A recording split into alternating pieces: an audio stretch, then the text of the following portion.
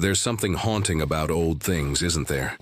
The way they carry whispers of the past, secrets that refuse to stay buried. This story is about one such relic, a mirror, not just any mirror. This one was different.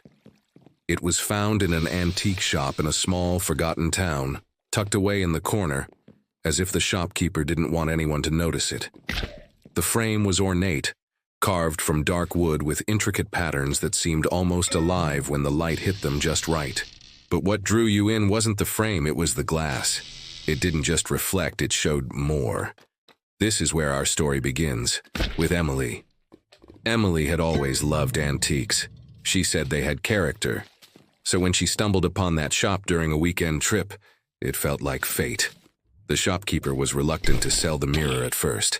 "It's not for everyone," he said, his voice trembling slightly. But Emily was persistent, charmed by the mirror's strange beauty. Eventually, the shopkeeper sighed and let her have it, for far less than it was worth.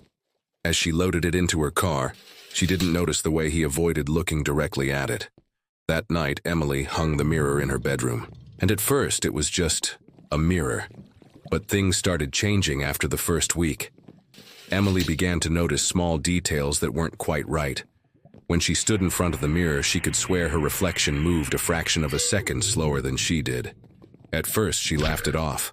Old glass, she thought. Then the dreams started. Every night she dreamed of people, strangers, crying, shouting, pleading for help. Their faces were distorted, their eyes wide with terror.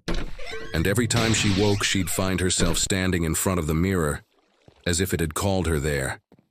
And then, one morning, she saw it. She was brushing her hair, looking into the mirror as she did every morning. But this time, there was someone behind her. A man. Tall, shadowy, with hollow eyes that stared right at her. She whipped around, heart pounding, but there was no one there. When she looked back at the mirror, he was gone. Emily tried to convince herself it was stress, or maybe a trick of the light, but deep down she knew something was wrong. The next day, she called her best friend Megan for advice. Megan, ever the skeptic, suggested Emily bring the mirror to her place. "If it's haunted," Megan joked, "I'll deal with it." Emily agreed. But Megan would soon regret that offer. That night, Megan texted Emily, "This mirror is weird, but no ghosts yet." 2 hours later, Megan called Emily, her voice frantic.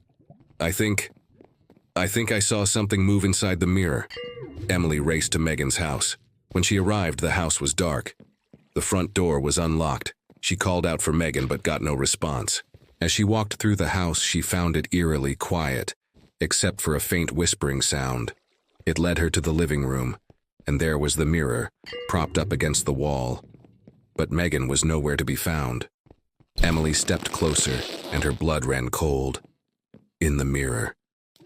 She saw Megan. She wasn't standing there. She was trapped inside. Her face pressed against the glass, her eyes wide with fear, her mouth moving as if she were screaming. But no sound came out. Emily stumbled back, trembling, and then she saw them, dozens of faces. Men, women, even children. All of them trapped, their hands pressed against the glass, their eyes pleading. And then, behind them, the shadowy man. Emily didn't wait. She grabbed the mirror, carried it out to the backyard, and smashed it with a hammer.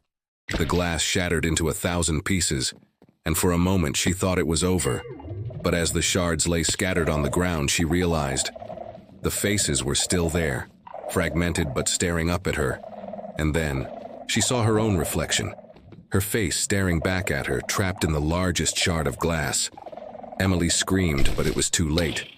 The shadowy man appeared behind her reflection, his hollow eyes fixed on hers. And just like that, she was gone.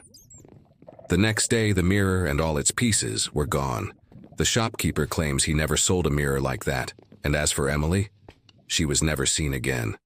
So the next time you're drawn to an antique, remember, some things carry more than just memories. Some things carry curses. Be careful what you bring home.